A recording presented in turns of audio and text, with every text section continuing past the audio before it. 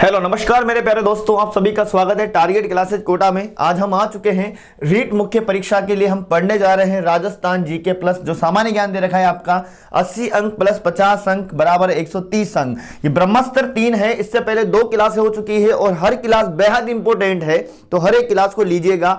इसके अंदर मैंने आपके पूरे जो 80 अंक हैं ये कवर करा है इस क्लास के अंदर, तो अच्छे से पूरे से देखिएगा। एक एक क्वेश्चन काफी महत्वपूर्ण है और वैसा ही फील कीजिएगा जैसा कि हम एग्जाम में फील करते हैं। ठीक है, तो बढ़ते हैं पहले क्वेश्चन की ओर। देखो पहला क्वेश्चन देखो, इसके अंदर राजस्थान की ज्योग्राफी, कल्चर, इतिहास सभी के क्वेश्चन हैं। ठीक है, पहला क्वेश्चन देखिएगा कि जयपुर मेट्रो के प्रथम चरण, जो आपके सिलेबस में राजस्थान की यातायात दे रखे हैं ना, उसके अनुसार है ये वाला क्वेश्चन। ठीक है, तो बिल्कुल सिलेबस के अनुसार है, हर एक बिंदु हर एक क्वेश्चन इंपॉर्टेंट रहेगा। चलो बढ़ते हैं आगे।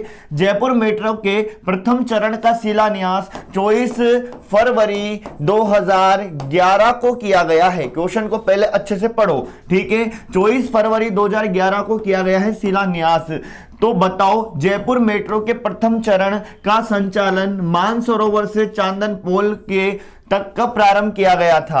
मतलब इसका जो अधिनियम था वो तो जल्दी आ गया था, पर शिलान्यास जो हुआ था वो 24 फरवरी 2011 को हुआ था। पर सबसे पहले जयपुर में मेट्रो कब प्रारंभ की गई, ऐसी बात जब आ जाएगी ना, तो आंसर रहेगा हमारा क्या, 3 जून 2015 को प्रारंभ की गई थी। पर इसको चलाने का जो अधिनियम था वो तो शुरू में आ गया था, पर पूरी तरह से जब प्रारंभ हुई वो कब हुई, 3 जून 2015 से शुरुआत हुई थी और सबसे पहले मानसरोवर से लेकर चांदपोल के बीच में चलाई गई है। ठीक है, 9 किलोमीटर के लगभग चलाई गई है, ये भी आपको ध्यान रखना है। उसके आगे फिर इसका विस्तार हो चुका है, पर आपको सबसे पहला प्रेफरेंस याद रखना है तारीख। ठीक है ना, कि सबसे पहले कब प्रारंभ हुई, 3 जून 2015 को। यह हुआ हमारे राजस्थान का जो परिवहन दे रखा है उससे। अगला क्वेश्चन देखिएगा, आपके सिलेबस में राजस्थान के पर्यटन जो दे रखा है उससे संबंधित क्वेश्चन है। देखो राजस्थान की राजधानी जयपुर शहर को खालिस्तान दे रखा है में एक यूनेस्को विश्व धरोहर स्थल बन गया है।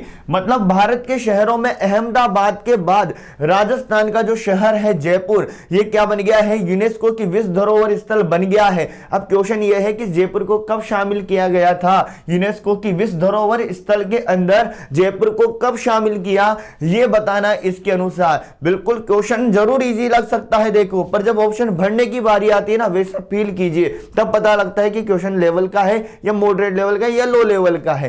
ठीक है, अब यहां सभी में जुलाई जुलाई लिख रहा है, पर सारा खेल किसका है, सन का है। देखो जब तक आंसर नहीं लगता हमें पता, तब तक तो हमें लगता है कि सीधा ही है, जब पता लगेगा आंसर भरने के बाद कि गलत निकलता है या नहीं।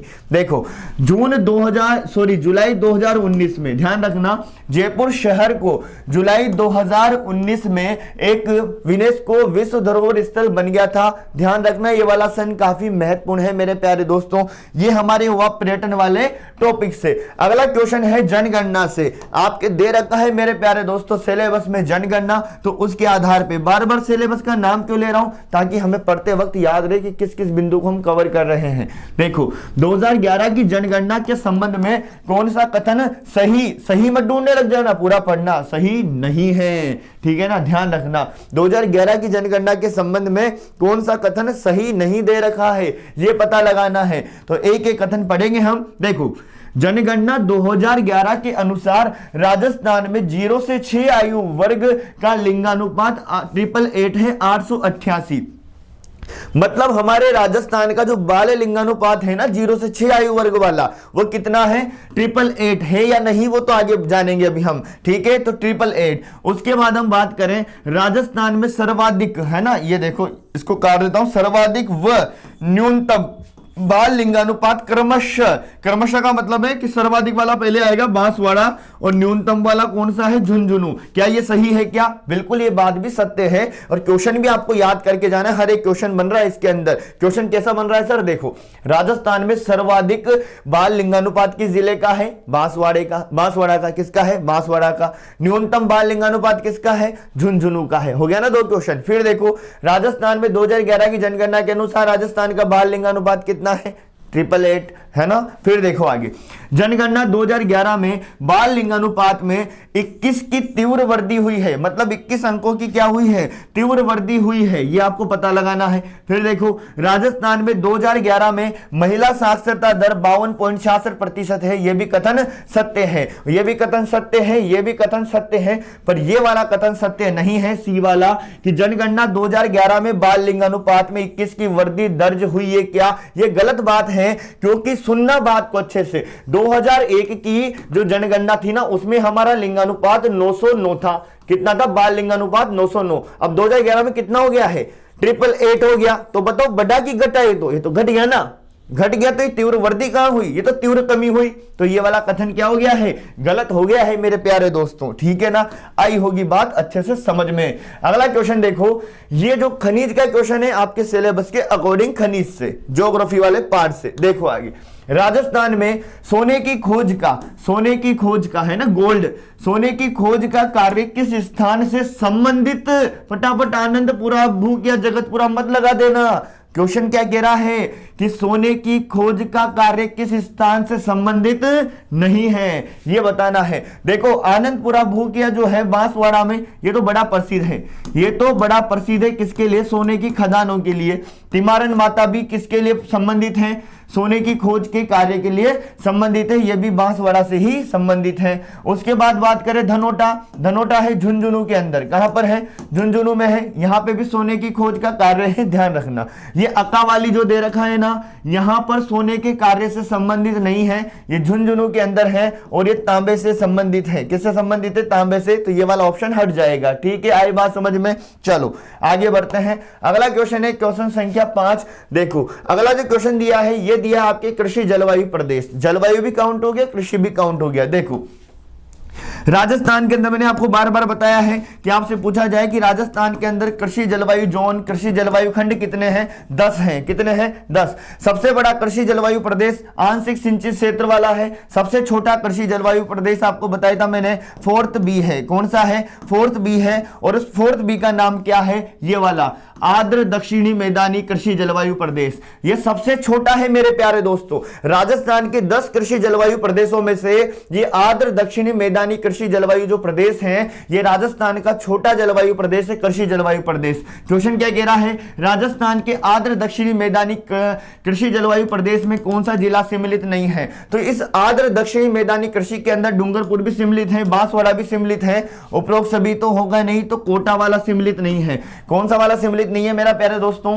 कोटा वाला जिला सम्मिलित नहीं है, क्योंकि कोटा वाला जो जलवायु में सम्मिलित है वो जलवायु 5 के अंदर सम्मिलित है। इस 5 को बोलते हैं क्या?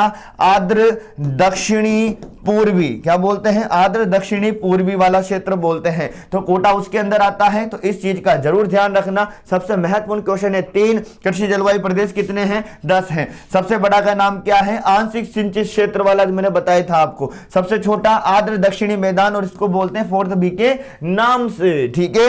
नेक्स्ट क्वेश्चन की तरफ बढ़ते हैं। अगला क्वेश्चन देखो, अगला क्वेश्चन है हमारा किससे? सिंचाई से संबंधित है, कृषि से संबंधित है, बहुउद्देशीय परियोजनाओं से संबंधित है। देखो सुनना, अब ये क्वेश्चन बहुत महत्वपूर्ण है आपके एग्जाम के लिए, ध्यान रखना। प्रधानमंत्री कृषि सिंचाई योजना का शुभारंभ, ये तारीख ध्यान रखना, कब हुआ? 1 जुलाई 2015 को। ये तारीख जरूर ध्यान रखना है, ठीक है ना। ये तारीख याद रखनी है कि प्रधानमंत्री कृषि सिंचाई योजना का प्रारंभ कब हुआ? 1 जुलाई 2015 को हुआ है। कब हुआ है? 1 जुलाई 2015 को हुआ है, इस बात का ध्यान रखना। पर इसके अंदर केंद्र सरकार और राज्यों के वित्त पोषण का अनुपात कितना है? मतलब इसके अंदर केंद्र और राज्य का अनुपात कितना है, यह बताना है मेरे प्यारे दोस्तों। केंद्र का है 60 और राज्य का कितना है? 40। छपटा है ये क्वेश्चन, बार बार ध्यान रखना जरूर जरूर। देखो अगला क्वेश्चन, क्वेश्चन संख्या 7 को देखिएगा। निम्न में से कौन सा युग्म, अब क्वेश्चन देखो आप, निम्न में से कौन सा युग्म क्रमशः खरीफ व रबी की फसल का है? मतलब आपको ऐसा फसल का युग्म ढूंढना है कि आगे की बगल तो क्या हो, खरीफ, और फिर क्या हो, रबी की फसल हो, ऐसा युग्म आपको ढूंढना है। इसके लिए मेरे प्यारे दोस्तों नॉलेज किसका होना चाहिए आपको, खरीफ की और रबी की फसलों का पूरा पूरा क्या होना चाहिए, नॉलेज होना चाहिए आपको अच्छे तरीके से। ठीक है, अब देखो, अब हम यहां बात करें तो यहां से आपको भिन्न भिन्न चीजें दिखाई देगी। अब जब ढूंढोगे तो आप, तो ये बाजरा की बात करेंगे तो साफ हमें दिखाई दे रहा है ये कौन सा युग्म है, खरीफ की फसल है बाजरा। किसकी फसल है, खरीफ की। और जो गेहूं है, गेहूं अभी के टाइम हो रहे हैं रबी के टाइम पे, तो ये हो गई रबी की फसल। कौन सी फसल हो गई, रबी की फसल हो गई। अब ये ऑप्शन कैसे डिलीट हुआ, सुनना बात, क्या मक्का रबी में होती है, क्या मक्का तो खरीफ में होती है, किस में होती है, खरीफ में। तो फिर यहाँ पीछे की बगल तो रबी आना चाहिए था ना, पर यहाँ तो खरीफ आ गया, तो इसलिए ऑप्शन डिलीट हो गया है। अब देखो गेहूं तो है किसके अंदर, रबी के अंदर, पर चना किसके अंदर, चना भी रबी के अंदर ही है, खरीफ के अंदर है नहीं। ठीक है ना, क्योंकि गेहूं चने तो साथ साथ होते हैं। ठीक है, उसके बाद आगे बात करें और तारा मीरा इसी का भी इस तरह से है, तो ये वाला डी वाला ऑप्शन आपका बिल्कुल करेक्ट राइट हो जाएगा। तो ये प्रश्न अच्छे से ध्यान रखना, ये इस तरह से ध्यान नहीं रखना है, लेवल का ध्यान रखना है तरीके का, कि इस तरह से क्वेश्चन हमारा बन सकता है जो खरीफ रबी जायद की फसलों को हल्के में ना लें, अच्छे से देखें। ठीक है, फिर देखो अगला क्वेश्चन, क्योंकि आपके कृषि फसलें दे रखी है तो ध्यान रखें। अब देखो ये वाला क्वेश्चन देखना, क्वेश्चन दे रखा है आपके सिलेबस में वन से, वन्य जीव संरक्षण से। तो यहां पे आपको सुरक्षित बोलो या फिर संरक्षित बोलो, बात एक जैसी है। संरक्षित क्षेत्र स्थान का सही सुमेलित नहीं है। हमारे राजस्थान में जो संरक्षित क्षेत्र है 16 के लगभग, उनमें से यहाँ पे कौन सा उनके नाम और जिले से संबंधित नहीं है ये बताना है। ये जो सबके सब दे रखे हैं ना, ये वन्य जीव संरक्षित क्षेत्र है, कंजर्वेशन क्षेत्र है ये। ठीक है, पर आपको यहाँ ये बताना है क्या रणखार जालोर में है क्या, रोटू नागौर में है क्या, बीड़ झुंझुनू में है क्या, गोंगेलाव अजमेर में है क्या, बस ये बताना है। यहाँ पे कौन सा गलत है ये बताना है। तो रणखार कहां पर है, जालोर के अंदर है, बिल्कुल सही बात है। अभी 16वें नंबर का ये लास्ट में ध्यान रखना, 25 अप्रैल 2022 को ही बना है, ध्यान रखना, रणखार जालोर। ठीक है, रोटू कहां पर है, ये नागौर में ही है, ये भी सत्य बात है। ठीक है ना, बीड़ कहां पर है, ये झुंझुनू में है। ठीक है, ये भी सही बात है। पर गोंगेलाव जो है ना मेरे प्यारे दोस्तों, ये अजमेर में नहीं है, ये कहां पर है, गोंगेलाव नागौर के अंदर है। कहां पर है, नागौर में है, इसलिए यहां से ये असंगत हो जाएगा। पर इस वाले कंजर्वेशन क्षेत्र का आप जरूर ध्यान रखें, रणखार जालोर में है। वैसे चारों ही काफी महत्वपूर्ण हैं। ठीक है, अगले क्वेश्चन की तरफ बढ़ते हैं। देखो अगला जो क्वेश्चन आया है, ये आया है आपके प्राकृतिक वनस्पति से। ठीक है, अब क्वेश्चन आपसे पूछा जा रहा है माउंट आबू। माउंट आबू कहां पे है बताओ, सिरोही के अंदर है। राजस्थान की सबसे ऊंची चोटी यही है, गुरु शिखर। देखो माउंट आबू क्षेत्र में किस प्रकार की प्राकृतिक वनस्पति पाई जाती है ये बताना है। मतलब देखो ये ऐसे जब क्वेश्चन आता है ना, बड़ा कंफ्यूज हो जाता है, हमारे सारे एक जैसे दिखते हैं तो फिर। ठीक है ना, तो हमें ध्यान रखना है स्पेशल माउंट आबू की। ठीक है, माउंट आबू क्षेत्र में किस प्रकार की प्राकृतिक वनस्पति पाई जाती है, तो आप कोई कटिबंधी के चक्कर में ना रहना है, इसका ध्यान रखना। उपोष्ण, ठीक है ना, उपोष्ण देखो सदाबहार तो यहां भी है। ठीक है ना, तो उपोष्ण कटिबंधीय सदाबहार जो वन है, ये पॉइंट जरूर ढूंढना, उपोष्ण। ठीक है ना, तो उपोष्ण का मतलब हो गया कि माउंट आबू की प्राकृतिक वनस्पति। चलो आगे की तरफ बढ़ते हैं, अगले क्वेश्चन की तरफ। अब ये किससे आ गया मेरे प्यारे दोस्तों, नदी से भी हो गया और बांध से भी हो गया और सिंचाई परियोजना से भी संबंधित क्वेश्चन हो गया। अब आप सभी को पता है कि राजस्थान के अंदर नदी है कौन सी, यहां बात कह रहा है कि माही बजाज सागर परियोजना संयुक्त उपक्रम है। किस की संयुक्त परियोजना है, माही बजाज सागर, ये बताना है। अब आपको पता है कि यहां पर कौन सा जिला आता है, डूंगरपुर आता है, और यहां कौन सा जिला आता है राजस्थान का, बांसवाड़ा जिला आता है। और माही नदी का उद्गम कहां से होता है, ओम मोरू की पहाड़ी से होता है। ये कहां पर है, मेहद झील मध्य प्रदेश में है। यहां से माही नदी निकलती है और खांडू गांव बांसवाड़ा से प्रवेश करती है और इस तरह से डूंगरपुर में होते वापस चली जाती है खंबात की खाड़ी की तरफ। तो इसी बांसवाड़ा में माही नदी पर एक बांध बना हुआ है, उसका नाम क्या है, माही बजाज सागर बांध है, जो जमनालाल बजाज के नाम पे है इसका बांध का नाम। ठीक है, तो अब बताओ ये कहां चली गई, गुजरात की तरफ चली गई। तो बात करें आगे की तरफ हम, तो इसकी 55% हिस्सेदारी तो गुजरात को है और 45% हिस्सेदारी राजस्थान को है। तो गुजरात और राजस्थान वाला ऑप्शन हमारा राइट रहेगा भाई। ठीक है ना, बी ऑप्शन हमारा बिल्कुल सही है। चलो आगे की तरफ बढ़ते हैं, क्वेश्चन संख्या 11 की तरफ। क्वेश्चन संख्या 11 को देखो, राजस्थान में सर्वाधिक क्षेत्र पर निम्न में से कौन सी मृदा पाई जाती है। अब ये क्वेश्चन किसका आ गया है, मृदा का क्वेश्चन आ गया है हमारे, किसका क्वेश्चन आ गया है, मृदा का। अब देखो राजस्थान में वैज्ञानिक आधार पे 5 प्रकार की मृदा पाई जाती है। कितने प्रकार की, 5 प्रकार की। तो यहां क्वेश्चन पूछ रहा है कि राजस्थान में सर्वाधिक क्षेत्र में कौन सी मृदा पाई जाती है। देखो सर्वाधिक क्षेत्र जो है ना, ये रेगिस्तान वाला जो एरिया है, यहां की बात में सबसे ज्यादा मृदा पाई जाएगी। देखो एरिडिसोल और एंटीसोल, ये दोनों मृदा मिलती है इन दोनों एरिया में, ठीक है। मतलब एक तो रेतीली मृदा और एक बालू रेत मृदा वाली है ना, तो ये दोनों एरिडिसोल एंटीसोल सबसे ज्यादा क्षेत्रफल घेर रही है। तो इस हिसाब से यही ऑप्शन बिल्कुल उचित रहेगा, एरिडिसोल और एंटीसोल। इसका मतलब होता है रेतीली मिट्टी, बलुई मिट्टी, ये वाला, ठीक है ना। अब देखो ये हमारा जो हाड़ौती क्षेत्र है, हाड़ौती क्षेत्र है कोटा, बूंदी, बारा, झालावाड़ वाला, इसमें काली मृदा पाई जाती है। उसको वो क्या बोलते हैं, वर्टिसोल्स। क्या बोलते हैं, वर्टिसोल्स बोलते हैं। यहां पे काली मृदा पाई जाती है, ठीक है। और इधर पूर्वी मैदान को बोलते हैं एल्फिसोल। क्या बोलते हैं, एल्फिसोल। तो ये सारा हम एक एक करके कवर करते हुए चलेंगे। अभी तो आपको ये ध्यान रखना है कि राजस्थान में सर्वाधिक क्षेत्र पे कौन सी मृदा पाई जा रही है, एरिडिसोल और एंटीसोल, ये वाला ऑप्शन बिल्कुल उचित रहेगा, ठीक है। आगे बात करते हैं अगले क्वेश्चन की तरफ। ये हुआ मृदा, ये काफी इंपॉर्टेंट क्वेश्चन है मेरे प्यारे दोस्तों। ये वाला देखो, सही सुमेलित नहीं है, ये बताना है आपको। अब ये जो क्वेश्चन दे रखा है ये जलवायु का है, मतलब थॉर्नवेट और कोपेन की जलवायु आपने पढ़ रखी है, उससे संबंधित एक क्वेश्चन है। अब सुनना इस वाले पॉइंट को, देखो क्वेश्चन को अच्छे से जानना है।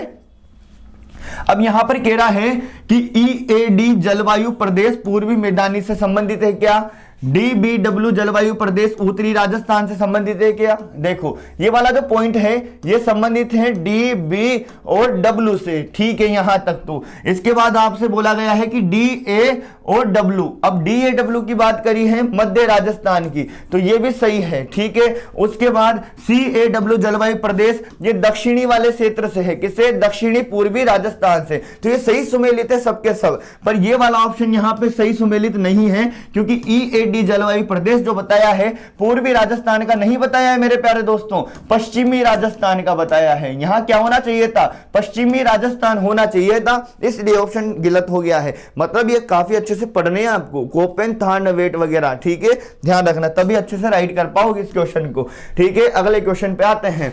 अगला क्वेश्चन आया हमारा किससे, भौतिक प्रदेश के अंदर से, जलवायु भौतिक प्रदेश वाले पॉइंट से, और यहां पे बोला गया है किसके बारे में, मरुस्थल के टीलों के बारे में। राजस्थान में स्थित थार मरुस्थल में कौन सा बालू का स्तूप का प्रकार नहीं है। अब सुनना मेरे प्यारे दोस्तों, राजस्थान में थार मरुस्थल की बात करें हम, तो राजस्थान में आप सभी को पता है कि इस तरह से क्या है, अरावली है। क्या है, अरावली है। अब आपसे पूछा जाए कि बताओ अरावली के पश्चिम में कितने जिले हैं राजस्थान के, तो ध्यान रखना 13 जिले हैं राजस्थान के पश्चिम में। कितने बताओ, 13 जिले हैं अरावली के पश्चिम में, ठीक है। पर आपसे पूछा जाए कि राजस्थान में थार रेगिस्तान वाले जिले कितने हैं, तो फिर 12 बताने हैं। कितने बताने हैं, 12।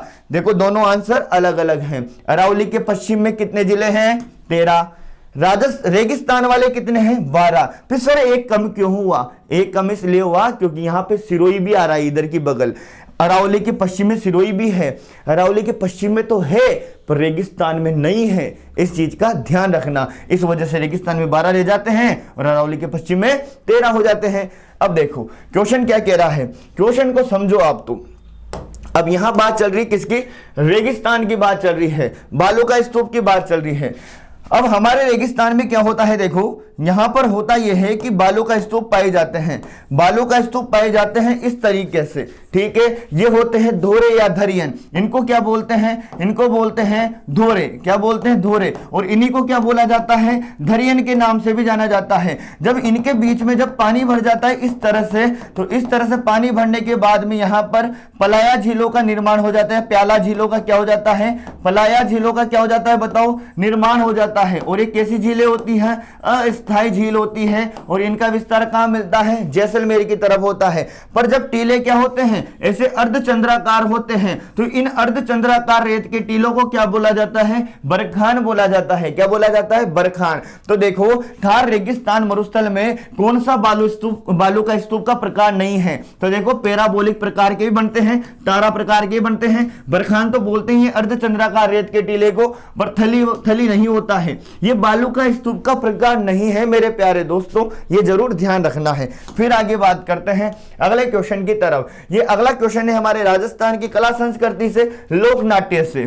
क्वेश्चन आपसे कह रहा है कि विख्यात लोक नाट्यकार नानू राम एवं दुलिया राणा किस ख्याल से संबंधित रहे। क्वेश्चन बताओ फटाफट जवाब कि नानू राम और दुलिया राणा किस ख्याल से संबंधित हैं, ये बताना है। ये संबंधित है मेरे प्यारे दोस्तों किससे, शेखावाटी से। किससे संबंधित है, शेखावाटी से है। ये अगला क्वेश्चन वापस मृदा से है, सुनना काफी इंपोर्टेंट क्वेश्चन है, बार बार आता है, आपसे पूछा जा रहा है किस तरह से क्वेश्चन। देखो राजस्थान के किन जिलों में लाल लोम मृदा पाई जाती है, लाल लोमी मृदा या लाल लोम मृदा पाई जाती है, तो आंसर लगा देना क्या, डूंगरपुर बांसवाड़ा। क्या लगाओगे, डूंगरपुर बांसवाड़ा में क्या पाई जाती है, लाल लोमी मृदा पाई जाती है। अच्छा क्वेश्चन है ये भी शानदार। फिर देखो अगला प्रश्न, अगले क्वेश्चन को सुनना। देखो ये नदी से संबंधित है मेरे प्यारे दोस्तों, किससे है, नदी से। देखो निम्न में से कौन सा नदी से संबंधित उद्गम सही सुमेलित नहीं है, कौन सा है जो नदी से संबंधित सही सुमेलित यहां पर उद्गम नहीं दे रखा है। अब देखो क्वेश्चन, एक नदी है हमारे कौन सी, सोम नदी, एक कौन सी है, जाखम नदी है। कौन सी है, जाखम नदी।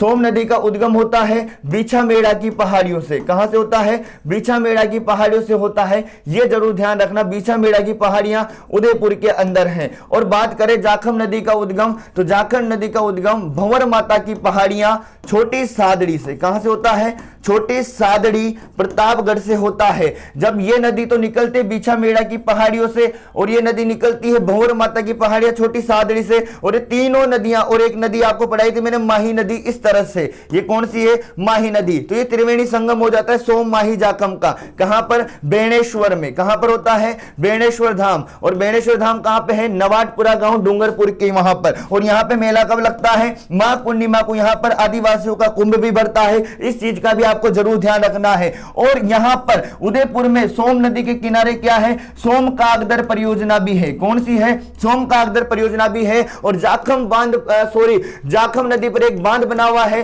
जो राजस्थान के ऊंचे बांधों में है, उसका नाम है जाखम बांध। अब उद्गम देखो, सोम नदी का उद्गम बीछामेड़ा की पहाड़ियां बिल्कुल सही है, जाखम नदी का छोटी सादड़ी सही है। रूपा रेल नदी का उद्गम उदयनाथ की पहाड़ी थानागाजी अलवर से होता है, यह बात भी सत्य है। रूपा रेल नदी को लसवारी नदी भी कहा जाता है, या फिर इसको असवारी नदी भी कहा जाता है। ठीक है, ये वाला गलत है। क्यों है, बाणगंगा का सेवर की पहाड़ियों से नहीं होता है मेरे प्यारे दोस्तों। सेवर की पहाड़ियों से तो साबी नदी का उद्गम होता है, जबकि बाणगंगा नदी का उद्गम बेराट की पहाड़ियों से होता है। कहां से होता है, बेराट की पहाड़ियों से। ठीक है, तो अच्छे से आपको काफी सारी नदियों की जानकारी मिली होगी। अगला क्वेश्चन देखो, क्वेश्चन संख्या 16 पर।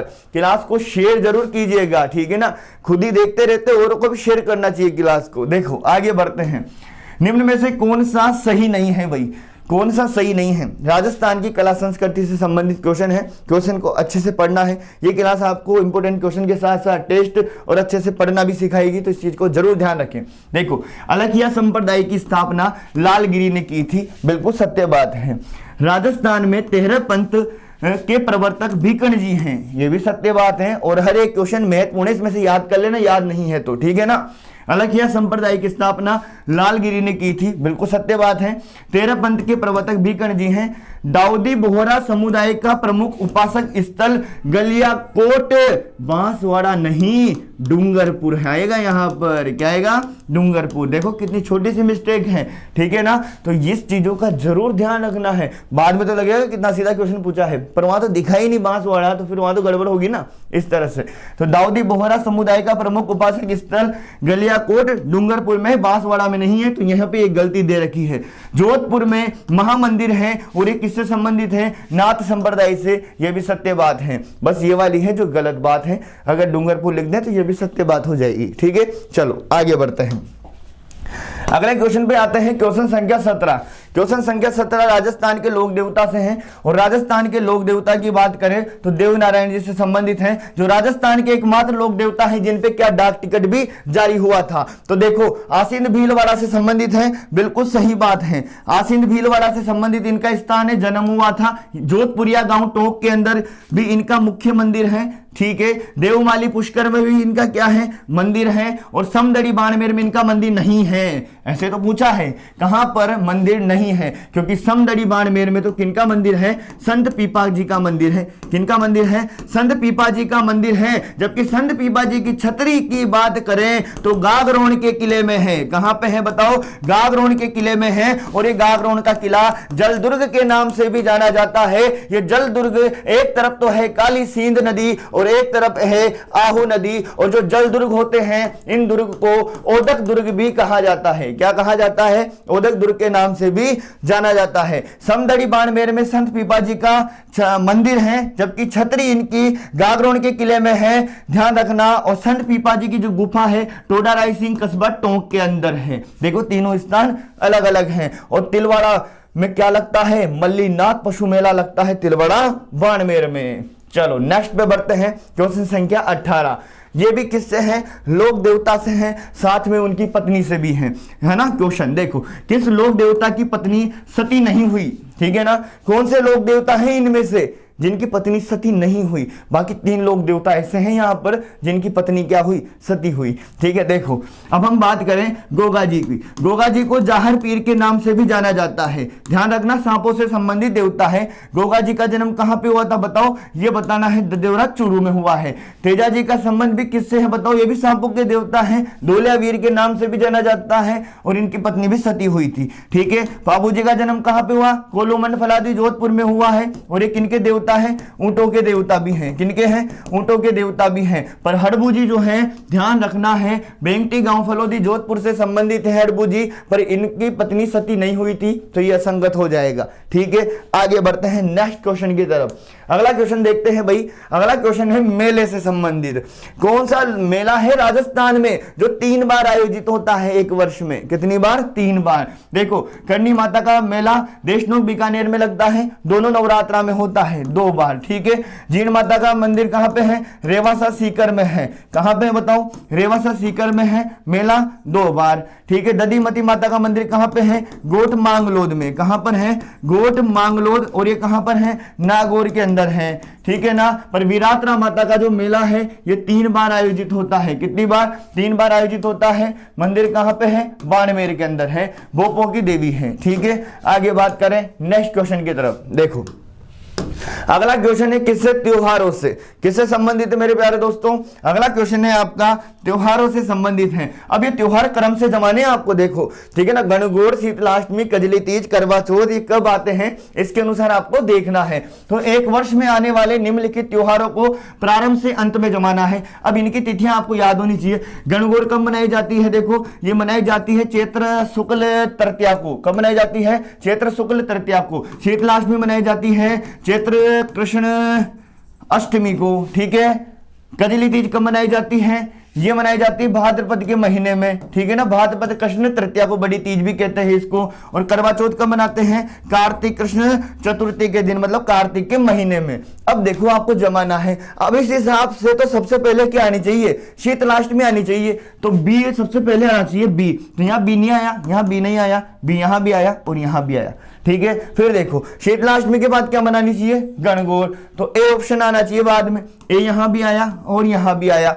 उसके बाद हम बात करें भाद्रपद, सी आना चाहिए कजली तीज वाला, तो ये आ गया, यहां नहीं आया, तो ये वाला ऑप्शन बिल्कुल राइट है, सी वाला, ठीक है। नेक्स्ट पे बढ़ते हैं अगले क्वेश्चन की तरफ। देखो कितने शानदार क्वेश्चन है, आपको खुद को पता होना चाहिए, तो ठीक है ना। क्लास को शेयर जरूर करना, ठीक है। क्लास को जोरदार तरीके से शेयर करना, रियल में ही बहुत अच्छे क्वेश्चन है आप लोगों के लिए।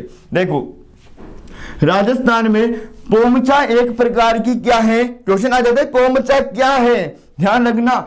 ओढ़नी का प्रकार है ये, ठीक है। क्या है, ओढ़नी, एक प्रकार की ओढ़नी है ये। पोमचा को पीला भी कहा जाता है, पीला रंग का होता है, क्या बोलते हैं इसको, पीला भी कहा जाता है। और इसे कौन पहनता है, मां बनने के उत्सव पर पहना जाता है पोमचा, ठीक है। चलो आगे बढ़ते हैं, अगला क्वेश्चन है क्वेश्चन संख्या 22। देखो निम्न में से कौन सा हाथ या कलाई का आभूषण नहीं है? मतलब हाथ का बोला है तो मतलब हाथ की उंगली का भी हो सकता है, कलाई का भी हो सकता है, ठीक है ना। तो निम्न में से कौन सा हाथ या कलाई का आभूषण नहीं है, ये बताना है। दामना किससे संबंधित है? हाथ से संबंधित है, अंगुली में पहना जाता है खास तौर से, ठीक है। नोगरी और न्योरी ये दोनों बहुत महत्वपूर्ण है, ध्यान रखना। पूंछिया भी कहाँ का है? हाथ का है, ठीक है ना। पर जो नोगरी है ना, ये नोगरी भी हाथ का है, पर न्योरी कहाँ का है? पांव का है, ठीक है ना। मोस्ट है भाई, ध्यान रखना ये वाले दोनों, ठीक है। आगे बढ़ते हैं अगले क्वेश्चन की तरफ, क्वेश्चन संख्या 23 पर। राजस्थान की जनजाति के संबंध में कौन सा कथन सही नहीं है? जनजाति के संबंध में कौन सा कथन सही नहीं दे रखा है, यह बताना है। डामोर जनजाति डूंगरपुर में होती, पता है आपको। इसका मुखिया मुखी कहलाता है, क्या कहलाता है? मुखी, बिल्कुल सही बात है। सहरिया जनजाति का मुखिया सहलोत नहीं कहलाता मेरे प्यारे दोस्तों, कोतवाल कहलाता है। क्या कहलाता है? कोतवाल। पर हम परीक्षा में क्या है पता है? सहरिया का सहलोत मानते हैं कि हाँ हो सकता है सहरिया जैसा सहलोत दिख भी रहा है, टोन भी आ रहा है एक जैसा, इन चीजों से बचना है, ठीक है ना। देखो, सहरिया जनजाति का मुखिया सहलोत नहीं होता, क्या होता है बताओ? कोतवाल। गरासिया जनजाति का मुखिया सहलोत होता है, बिल्कुल सही बात है। भील जनजाति के गांव का मुखिया गमेती होता है, सही बात है। मीणाओं में कौन होता है? पटेल होता है, क्या होता है? पटेल, ठीक है, ध्यान रखना। तो यहां से ऑप्शन क्या रहेगा? ये वाला गलत है, बाकी सारे सही हैं। नेक्स्ट पे आ जाओ, अगला क्वेश्चन। चिकनी कोथली क्या है? ये क्या है? चिकनी कोथली है। अबे चिकनी कोथली क्या होती है? चिकनी कोथली क्या होती है? किससे संबंधित है? क्या पुत्र जन्म उत्सव की एक रस्म है, शादी की एक रस्म है, या फिर मृत्यु रस्म है, या नए घर में प्रवेश करने की रस्म है? बताओ क्या है ये? क्या है चिकनी कोथली? ये है मेरे प्यारे दोस्तों शादी की एक रस्म। क्या है? शादी की एक रस्म है चिकनी कोथली, ठीक है। अगले क्वेश्चन पर आते हैं। अगला क्वेश्चन है 1835 ईस्वी में, सुनना अच्छे से, 1835 ईस्वी में कन्यावध को गैर कानूनी घोषित करने का श्रेय किस रियासत को है? कोटा, पाली, सिरोही, बारा? जल्दी बताना है आंसर। ये है मेरे प्यारे दोस्तों कोटा से संबंधित। किससे संबंधित है? क्योंकि हमें समय बिल्कुल भी खराब नहीं करना है, आपका भी और हमारा भी, ठीक है। तो अच्छे से क्लास हो जाए ताकि आप भी अच्छे से रिवाइज कर सको, ठीक है। इस चीज का जरूर ध्यान रखा जाता है। कौन सा जोड़ा सही युग्म नहीं है? कौन सा जोड़ा है यहां पर जो सही युग्म नहीं है? पातल और पीतल किसने लिखी? कौन इसके रचयिता? कन्हैयालाल सेठिया हैं, ठीक है। बुद्धि विलास ग्रंथ किसने लिखा? भक्त राम शाह ने लिखा है। राज विलास ग्रंथ किसने लिखा? कवि मान सिंह ने लिखा है। वीर विनोद सूर्यमल मिश्रण ने नहीं लिखा, तो ये वाला गलत है, क्योंकि सूर्यमल मिश्रण ने तो वंश भास्कर लिखा था। क्या लिखा था? वंश भास्कर लिखा था। और सूर्यमल मिश्रण का संबंध कहां से है? बूंदी से संबंधित है। जबकि वीर विनोद किसने लिखा है? श्यामल दास ने लिखा है। किसने लिखा है? श्यामल दास ने। जबकि पृथ्वीराज रासो की बात करें चंद्रबरदाय बताना है, और जयानक की बात करें तो पृथ्वीराज विजय बताना है, ठीक है। अगली तरफ बढ़ते हैं। क्वेश्चन संख्या 27 पर आते हैं मेरे प्यारे दोस्तों। अगला क्वेश्चन है, अगला क्वेश्चन देखो। कुवले माला ग्रंथ में उल्लेखित क्षेत्रीय भाषाओं की संख्या है। कुवले माला ग्रंथ किसने लिखा है बताओ? कुवले माला ग्रंथ लिखा है उद्योतन सूरी ने। किसने लिखा है? उद्योतन सूरी ने लिखा है। और इस ग्रंथ के अंदर जो भाषाओं की संख्या दे रखी है वो कितनी है? 18 है। कितनी है प्यारे दोस्तों? 18। हर एक क्वेश्चन अच्छे से कर लेना है, ठीक है ना। आगे बढ़ते हैं। राजस्थान का सबसे अधिक ऊंचा, ठीक है ना, सबसे अधिक ऊंचा किला कौन सा है? चित्तौड़, कुंभलगढ़, आमेर या जालोर? कुंभलगढ़ है, जो कहां पर है प्यारे दोस्तों? राज संबंध में है, और 13 छोटी बड़ी चोटियों को मिलाकर घिरा हुआ है कुंभलगढ़ का। और राजस्थान का सुना होगा ना आपने कहावत कि राजस्थान का ऐसा किला जिसको देखने पर सिर की पगड़ी गिर जाती है। सिर की पगड़ी तो तभी गिरेगी ना जब उसकी ऊंचाई ज्यादा रहेगी। तो कुंभलगढ़ का किला उसका बिल्कुल सही जवाब रहेगा। क्वेश्चन संख्या 29 देखो। ये क्वेश्चन हमें बड़ा इजी लगता है जब किस तरह से आता है। ये जब इस तरह से आता है ना, HD सांकलिया लिखकर, क्या लिखकर आता है? HD सांकलिया। HD सांकलिया के नेतृत्व में जिस सभ्यता स्थल का उद्घाटन हुआ वो कौन सी है? पर जिस दिन आ जाएगा ना, हसमुख धीरज लाल सांकलिया के नेतृत्व में जिस सभ्यता का उद्घाटन हुआ, क्योंकि H का मतलब क्या है? हसमुख धीरज लाल, इसका पूरा नाम है ये भी ध्यान रखना, ठीक है। तो हसमुख धीरज लाल सांकलिया नेतृत्व में जिस सभ्यता स्थल का उद्घाटन हुआ था वो आहर था। और आहर का है? उदयपुर में है। बेडस नदी ध्यान रखना है, इसके किनारे कालीबंगा, घग्गर के किनारे है काले रंग की चूड़ियां, हनुमानगढ़ हनुमानगढ़ के अंदर है। कहां पर है बताओ? हनुमानगढ़ के अंदर है। गणेश्वर सीकर में है। कांतली नदी के किनारे है। कहां पे है? कांतली नदी के किनारे है। बेराट जयपुर में है। बाणगंगा नदी के किनारे है मेरे प्यारे दोस्तों। किसके किनारे है? बाणगंगा नदी के किनारे। तो आहड़ आपको याद रखना है। यहां से अगले क्वेश्चन पर आते हैं। अच्छा क्वेश्चन है, गलत होने के चांस रहते हैं इसके भी। देखो, जैन विद्वान महाराणा कुंभा के दरबार में थे। इनमें से कौन से जैन विद्वान थे जो महाराणा कुंभा के दरबार में थे? सारे नाम एक जैसे दिख रहे हैं आपको। देखो, मुनि जिन सेन सूरी, मुनि जिन विजय सूरी, मुनि उद्योतन सूरी, हेमचंद्र। तो ऐसे ही तो कंफ्यूजन बढ़ता है। इसका सही जवाब रहेगा मुनि जिन सेन सूरी। ये महाराणा कुंभा के दरबार में थे जैन विद्वान। ठीक है, अगले क्वेश्चन पर आते हैं। क्वेश्चन संख्या 31। सही काल क्रम के अनुसार बताना है भाई। सही काल क्रम के अनुसार इसका जवाब आपको बताना है। इनको जमाना है युद्धों को अच्छे तरीके से। ठीक है, देखो, सारंगपुर का युद्ध हुआ था 1437 में। ठीक है, चंपानेर की संधि हुई थी 1456 में। खातौली का युद्ध हुआ था 1517 में। भूताला का युद्ध हुआ था 1227 में। ठीक है, तो अब जमने में आसानी हो जाएगी। तो सबसे पहले क्या आना चाहिए? 1227 वाला, मतलब सबसे पहले डी आना चाहिए। डी यहां आ गया, यहां आ गया, इन दोनों में नहीं आया, काट दो। ठीक है ना। उसके बाद इनमें से क्या आना चाहिए मेरे प्यारे दोस्तों? ये आना चाहिए ए वाला ऑप्शन। देखो, ए यहां आ गया, यहां आ गया। फिर उसके बाद क्या आना चाहिए? उसके बाद हम बात करें 1456, बी आना चाहिए। बी यहां आ गया, यहां नहीं आया, सी हो गया। बिल्कुल ये राइट है।